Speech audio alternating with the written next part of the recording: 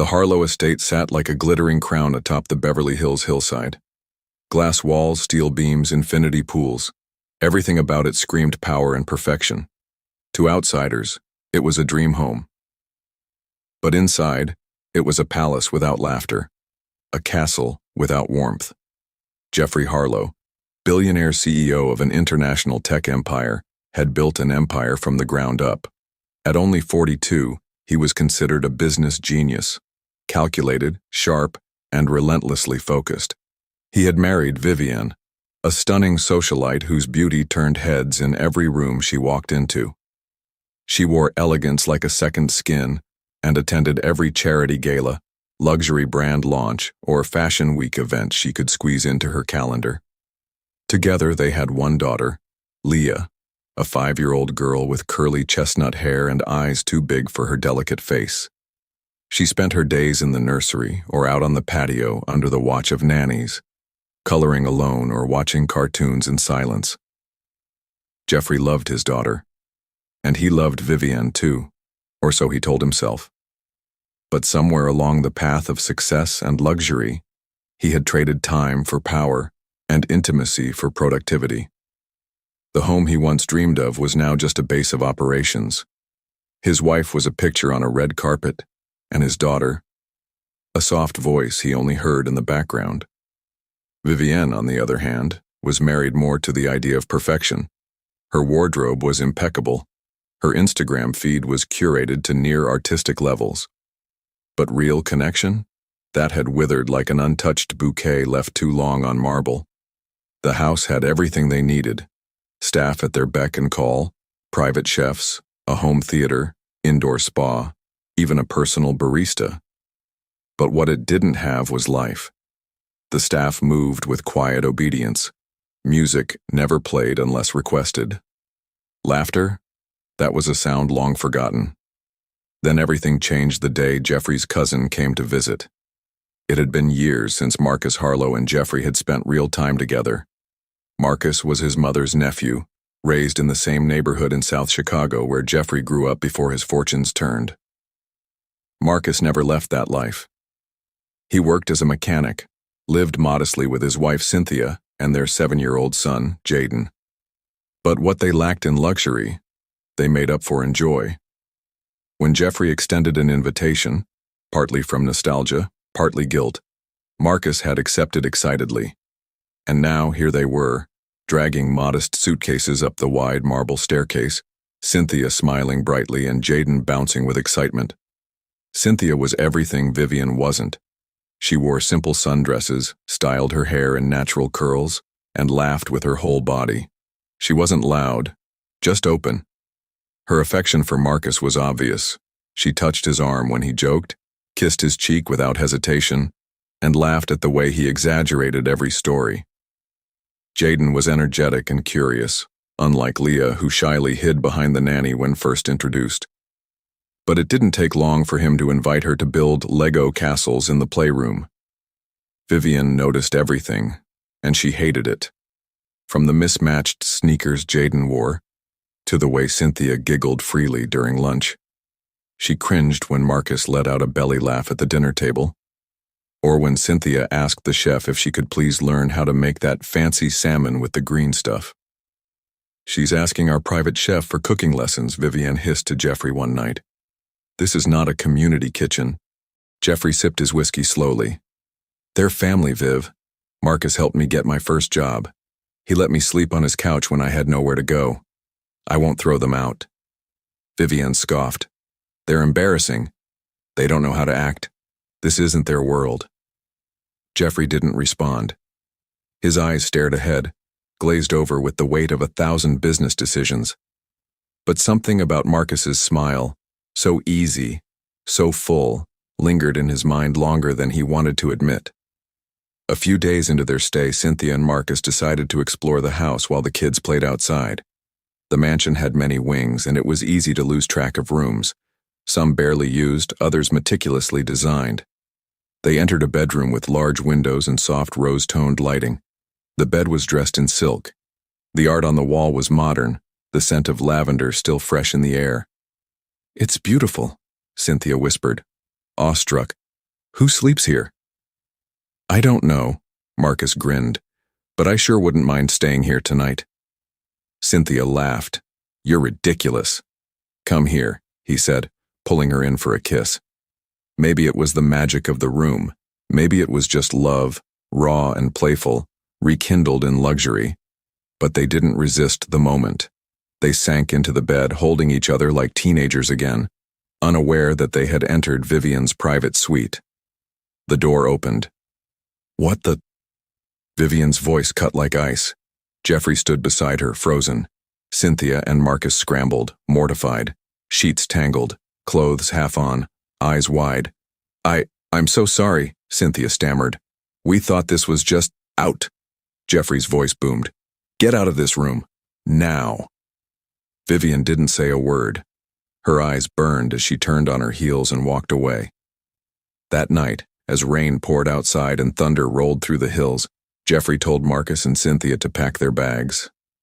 You crossed a line, he said, jaw tight. You should have known better. Marcus pleaded. Jeff, it was a mistake. We didn't know. Please, we didn't mean to disrespect. But Jeffrey was done listening. By midnight, they were outside. Bags wet. Jaden crying. Cynthia silently holding her husband's hand. And inside the mansion, Jeffrey stood by the floor-to-ceiling window, staring into the night, watching them plead in the rain. The rain came down in sheets cold and relentless, soaking everything in its path. It streaked the glass walls of the Harlow mansion, creating a blurred barrier between the warmth inside and the cold misery outside. Jeffrey stood behind the living room's grand window, a glass of scotch forgotten in his hand. His cousin Marcus stood just outside the security gate, soaked to the bone. Cynthia, his wife, held their son Jaden tightly under her jacket, her own hair and clothes plastered against her skin. They didn't move away. They didn't leave. They just stood there, pleading. The image gnawed at Jeffrey's conscience. Upstairs, Vivian had already retreated to her room, convinced justice had been served. In her eyes, their guests had violated sacred boundaries. But to Jeffrey, it didn't feel like justice. It felt like exile, like betrayal of something older than pride. He turned away from the window and walked toward the front door. Thunder cracked overhead. The rain showed no mercy. Jeffrey paused for only a moment, then opened the door and stepped into the downpour. Marcus raised his head slowly, eyes full of regret and hope all at once. Jeff, please, he said, voice nearly drowned by the rain.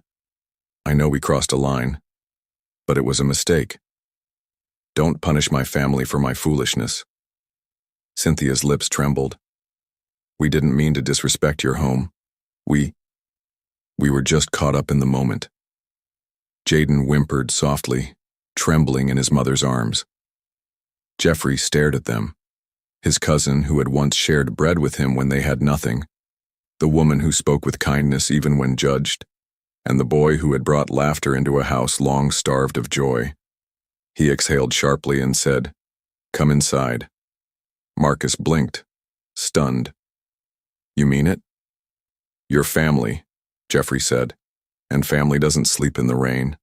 He turned and led them in, soaked footsteps echoing behind him.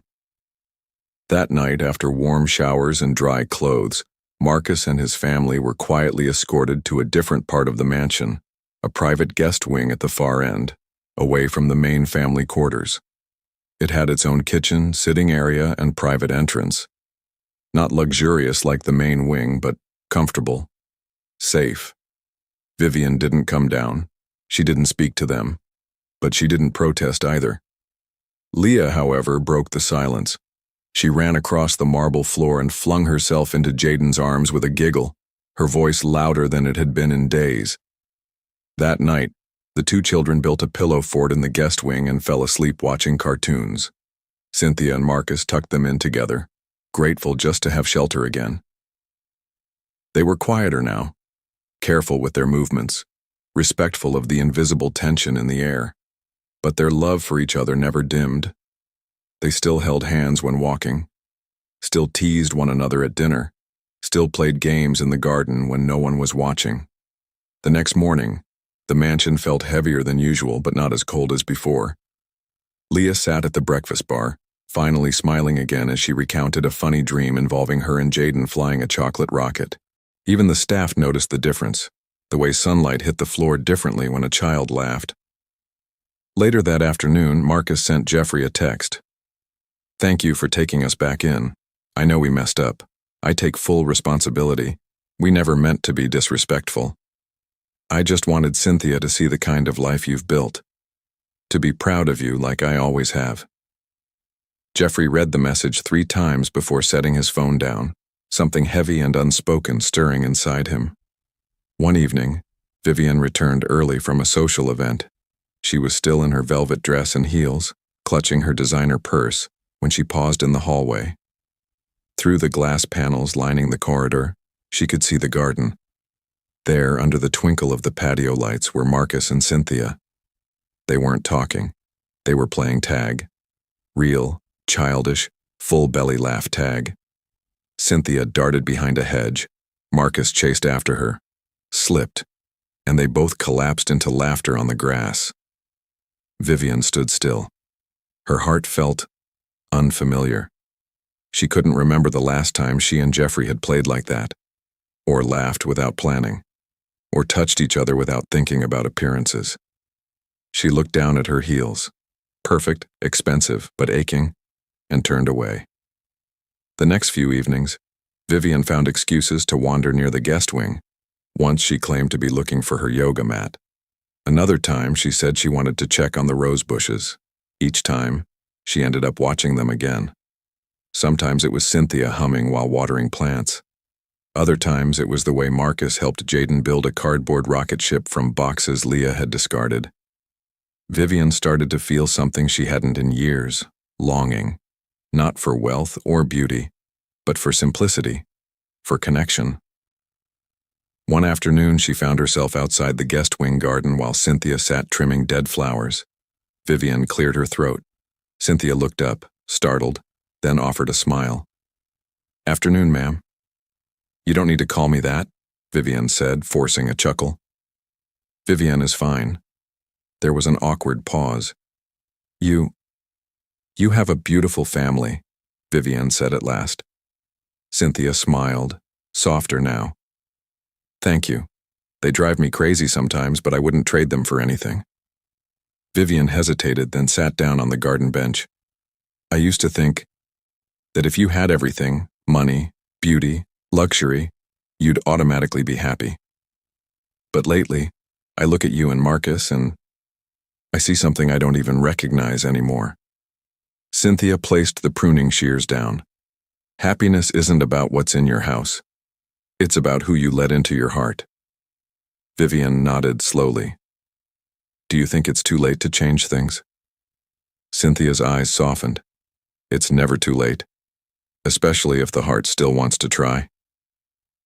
That night, Vivian approached Jeffrey while he was going through emails in the study. "We need to talk," she said. He looked up, surprised by her tone. "I miss us," she began. "I miss when we used to have fun, when we weren't just 2 people living in a museum." Jeffrey stared at her for a moment, then slowly closed his laptop. "I thought giving you this life would make you happy. And I thought maintaining this image would make you proud," she replied. "But somewhere along the way, we both forgot what mattered." They sat in silence for a while. "I want us to change," Vivian said. "For Leah, for each other." Jeffrey leaned back. "Where do we start?" Vivian smiled. Maybe with dinner. Together. Phones off. No staff." He smirked slightly. "Just us?" She nodded. "Just us." From that day, small things began to shift. The next evening, Leah found her parents waiting at the dinner table. Together. No phones, no rushing, just laughter over spilled juice and stories from school. Jeffrey started asking the staff how their day was. He even helped the gardener carry heavy pots one morning. Vivian skipped a charity auction and baked cookies with Cynthia instead. In time, the mansion felt warmer, not because of money, but because it was finally alive. The days that followed felt different. subtle at first, like the sun warming through a cloudy sky. For the first time in years, the mansion wasn't just beautiful. It was alive. Vivian and Jeffrey began honoring the small promises they made during their late-night talk. Every evening they gathered at the long dining table, just the three of them, and sometimes Marcus's family. No phones, no distractions, just shared meals, stories, and an occasional laugh. At first, the conversations were hesitant, like dancers relearning a rhythm, but soon they grew more fluid, more natural. Vivian took her first step into change by canceling 2 social events in a single week. "I'm staying home," she told Jeffrey one evening, a tray of cookies in her hands. "Cynthia's going to teach me how to bake something edible." Jeffrey raised an eyebrow. "You're going into the kitchen voluntarily?" She smirked. "Don't look so shocked. It's just flour and eggs." In the kitchen, Cynthia handed her an apron. "Be warned, this isn't as glamorous as the runway." "Maybe that's a good thing," Vivian said, tying her hair back. As they baked, flour dusted the counters and laughter filled the air. Vivian fumbled with the mixer, shrieking as batter flew across the room. Maria peeked in, wide-eyed, not used to the lady of the house laughing so freely. Meanwhile, Jeffrey surprised everyone by showing up in the garden on a Saturday morning. No laptop, no phone. Just him, a pair of gardening gloves, and a puzzled expression. Marcus grinned and tossed him a shovel. "Thought you'd never come outside," Marcus joked. Jeffrey knelt beside him and started digging. "Thought it was time to get my hands dirty." Literally. As they worked, they talked about old times, about what they'd both lost, and more importantly, what they'd forgotten. Jeffrey apologized. "I was so focused on building an empire that I didn't realize I was burning down my home." Marcus wiped his brow and clapped a hand on his cousin's back. "You remembered. That's what matters." Inside the house, Leah thrived. She'd always been a quiet, observant child, but now her eyes sparkled more. She read books with Cynthia in the sunroom, helped Jaden set up forts in the playroom, and giggled uncontrollably during family movie nights when Jeffrey did silly impressions. One evening, she climbed onto Vivian's lap after dinner, something she hadn't done in months. Vivian froze, unsure how to respond, until she wrapped her arms around her daughter and felt the weight of everything they'd both been missing. "You smell like cookies," Leah whispered. "Because I baked them," Vivian said proudly. Leah's eyes widened. "Really? With a little help?" she admitted. The staff noticed the change too. The once rigid atmosphere had softened. Jeffrey began greeting them by name. He thanked the chef personally, asked the gardener about his wife's surgery, even invited Maria to share dinner with them one evening when she worked late. The house no longer felt like a museum. It felt like a home. One Sunday afternoon, Jaden's birthday arrived. Cynthia and Marcus hadn't planned anything extravagant. A simple picnic in the garden, cupcakes, party hats from the dollar store, and games with balloons. But Vivian had different plans. She worked with the staff to organize a surprise party. Streamers, colorful banners, and an oversized cake with dinosaurs and sprinkles.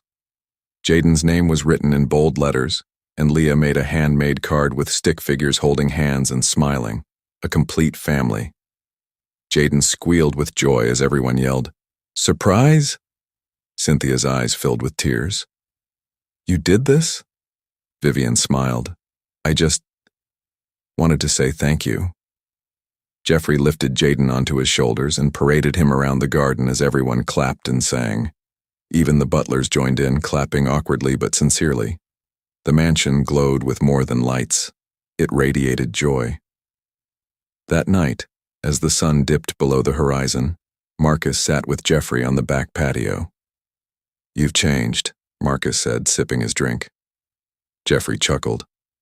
"Guess I needed you to remind me what matters. I didn't do anything you couldn't have done yourself." "No," Jeffrey said seriously. "You did more. You brought warmth into this house. I built it with money, but you gave it meaning." Marcus looked down, quiet for a moment. "Cynthia and I have to leave soon. She starts work again next week. Jaden's school is opening and Jeffrey nodded slowly. I figured, but I'm going to miss you. You'll be fine now, Marcus said. You and Viv, you've got each other again. The farewell dinner was bittersweet. The table was full of people, of food, of gratitude. Jeffrey stood to make a toast. To Marcus and Cynthia, he said, raising his glass. Thank you for reminding us that family isn't about status or appearances. It's about showing up, loving hard, and laughing louder than life's problems. Everyone clapped. Then Jeffrey handed Marcus a sealed envelope. What's this? Marcus asked. A small business investment, Jeffrey said. Enough to open that auto shop you've always dreamed of. A thank you for sharing your warmth when we didn't even know we needed it. Marcus was speechless. His eyes glistened and he gave Jeffrey a tight hug. Vivian also handed Cynthia a small envelope. It's not much, she said shyly. But I thought maybe you could buy something nice. Something that makes you feel as beautiful as you are. Cynthia opened it to find a generous amount of money and a handwritten note. For the woman who taught me that love doesn't come with a designer label. It comes with a heart. Cynthia blinked back tears and hugged her tightly. You have no idea what this means to me. The next morning, Marcus's family packed their things. Leah cried when Jaden hugged her goodbye. Don't worry, he said confidently. We'll visit. I'll save you a cookie, she sniffled. They drove off, waving until the gates disappeared behind them. That evening, the mansion felt quiet again, but not empty. Jeffrey, Vivian, and Leah curled up on the oversized couch in the living room, wrapped in a blanket watching Finding Nemo. Bowls of popcorn rested in their laps. Leah leaned against her father's chest, giggling. Vivian looked over at Jeffrey. Do you think it's possible to start over even after years of getting it wrong? Jeffrey kissed her forehead. We already have. Outside, the fountain continued to dance. But inside, the Harlow home had finally remembered what it had forgotten. Not the riches or routines, not the quiet, but the love. 6 months later, winter blanketed the Harlow estate in soft snow. Icicles hung like crystals from the grand archways, and the gardens, once alive with summer color, now shimmered under a peaceful white veil. Inside the mansion, the warmth was unmistakable, not from fireplaces alone, but from laughter, conversation, and the steady rhythm of a family that had finally remembered how to love. Vivian stood in the kitchen, stirring hot cocoa with cinnamon sticks, her cheeks flushed and hair tucked into a cozy bun. A faint bump showed beneath her oversized sweater. Jeffrey walked in, wiping snow from his coat. She beat me at another snowball fight, he said with mock defeat, pointing to the glass door where Leah stood proudly on the patio, bundled in layers and grinning ear to ear. Vivian laughed. She takes after her cousin. Speaking of cousins, Jeffrey took her hand and led her to the living room, where a framed photo now sat above the mantel, Marcus, Cynthia, Jaden, and the three of them, smiling under the garden lights from Jaden's birthday. A second frame sat beside it, an ultrasound photo with "Coming Soon" written in elegant script. I invited them for Christmas, Jeffrey said. Cynthia already has the train tickets booked. Vivian smiled, placing a hand on her growing belly. This house will never feel cold again. Upstairs, Leah was decorating her room with paper snowflakes. Maria helped her tape them to the windows, laughing as the little girl insisted on hanging one upside down for good luck. In the study, the once sacred space of silence and stress, Jeffrey's laptop sat closed. In its place was a storybook. He had taken the afternoon off to read to Leah. His phone buzzed, but he ignored it. At dinner, the family sat together around the table.